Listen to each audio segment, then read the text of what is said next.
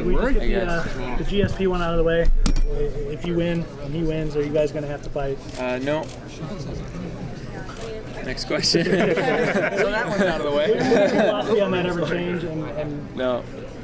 How about your momentum coming into this fight? You have a 5-fight win streak coming in. You're facing a guy that has some serious power in Robbie Lawler. What do you assess from him as far as his power in this fight and your confidence coming off your win streak? I haven't watched too much on Robbie this camp. I've focused on my own training like always, and I feel very confident. My training has been better than ever. I'm very confident I'm going to win in the first round or finish the fight in either KO or submission at some point in the fight. Rory, you don't want to fight with George, but where do you think the winner of your fight between you and Rory will be on the scale of the welterweight after the fight? Where do I think I'm going to be? Do you think the winner of your fight will be close to a championship fight? Yeah, probably. I think any fight in the top 10, if you have a great performance, it's going to launch you up towards the top. So that's what I plan to do. Do you plan on going to middleweight at some point? Yeah, I want to be the champ at 170 for a while, but I'm going to challenge other weight classes. You'd rather be champ at 170 then go to 185? Yeah. Eventually, not like win the belt and leave. I mean, right. I want to make my I want to mark my territory here at 170 and then start exploring other areas. Well, if you're wanting to do that, what is the plan going forward? Do you just keep taking fights until George kind of ends his reign, or how's this work? Yeah, you just keep taking fights and one step at a time. Well, you came in for some criticism from some quarters after your last win. Other people thought you just executed a game plan.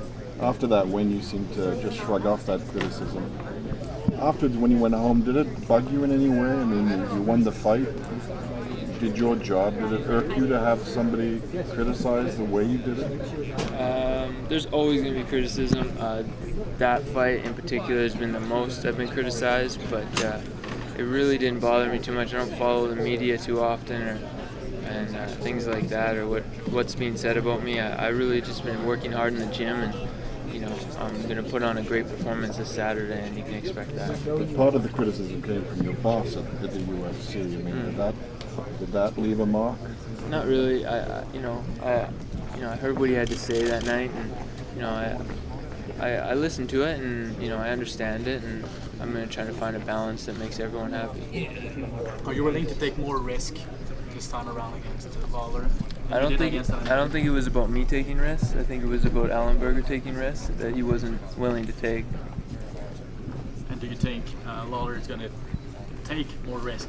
Yeah, I mean, Robbie's one of those guys that comes to fight every time, and he's going to leave it all out there, and I think a guy like that is going to make an exciting fight with me. Where do you rank Robbie in terms of striking in the division? You face Carlos Condit, one of the best in the division. Where would you put Robbie right now in the welterweight division, just pure striking? He's one of the best in the world, without a doubt. He's not fighting at the top of the UFC for no reason. He's got some impressive KOs in his last few fights, so he's up there. What are your thoughts on the main event Saturday? I think George is going to dominate his fight. I think it'll be a great performance. Rory, do you think that you're just cursed to always be compared to George? I mean, if you win the whole 170-pound title, it just seems like that comparison will always be there. Like, how good is he compared to George? What did he do compared to George? Or do you think that over time, and once George retires, you'll be able to leave your own mark? Yeah, I'm a young guy, and I've been brought up behind George in the last few years, so I understand where it comes from, and I get it. It's a part of it. It happens to all young guys who train with legends of the sport.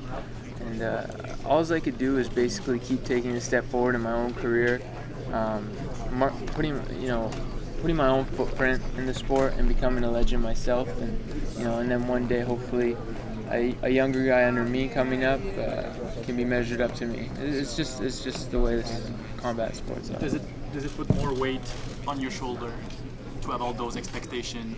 No. Next GSP, stuff like that. No, I'm not trying to be the next George. I'm just trying to be the best I can be.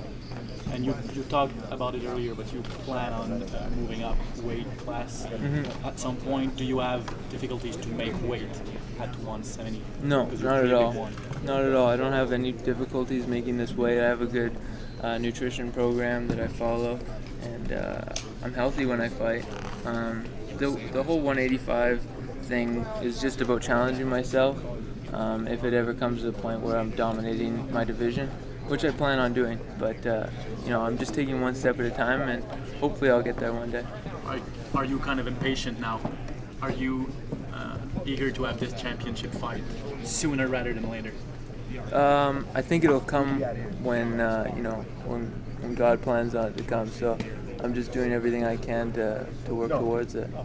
A good friend of yours, Mike Ricci, was cut from the UFC. Obviously, you're familiar with the business side of the sport, but what did you think of that sort of business side coming into things?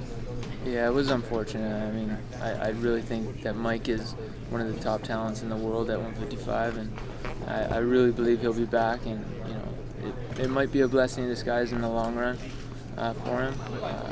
I believe in him, and I think he'll be a champion one day. I know you've been gunning for that rematch with Carlos Condit for a while. The timing just didn't work out on this one, but were you disappointed at all you didn't get Carlos? Is that still something that is like deep inside you want that fight at some point? It was a disappointment for sure. I definitely would like to challenge him again. I think I've come a long way since that fight, and I'd like to prove it to myself more than anything that I've overcome that obstacle and beat him. I believe it'll happen in the near future. I think Carlos isn't going anywhere. I think he's one of the top talents at welterweight for a long time, and I think we'll definitely have that fight. Do you see him beating Matt Brown? Yeah, I'm confident that Carlos will have a great performance against Matt. And that kind of sets it up perfectly. If everything works out right, you and him both win. That in a perfect world. We'll see. You know, I really can't control any of that. I just really just focused on Robbie Lawler on Saturday night. How much work did you and George do together for your respective fight?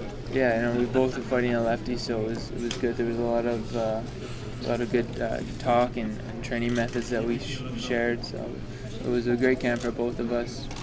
We're both feeling very sharp. That's different than last time, right? I mean, you guys didn't work as much together before your fight with Jake, is that right? It was more of a scheduling thing, you know, different fight times, you know, leaving, you know, and then strategizing for different style of opponents. So that's all. Have you got to work out in the full-size octagon that he had in there, and what do you think that gives the TriStar athletes an advantage in their upcoming fights? Yeah, it's great to have that UFC cage in our gym. It's been nice being able to visualize in there the different surface that we get to work on. It's good to have experience on it because it's not the same surface as a regular gym mat, so it's interesting.